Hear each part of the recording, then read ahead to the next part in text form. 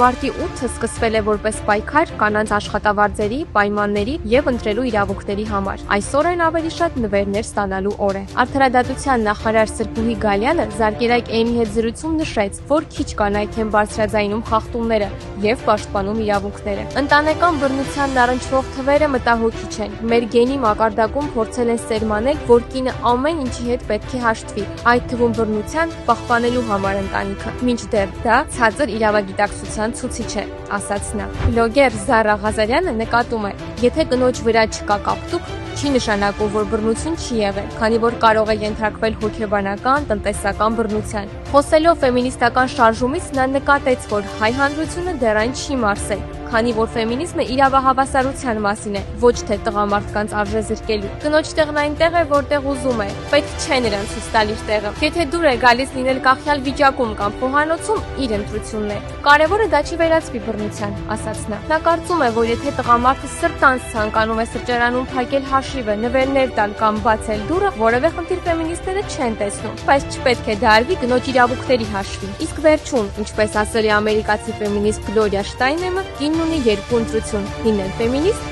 կամ մազոխիստ։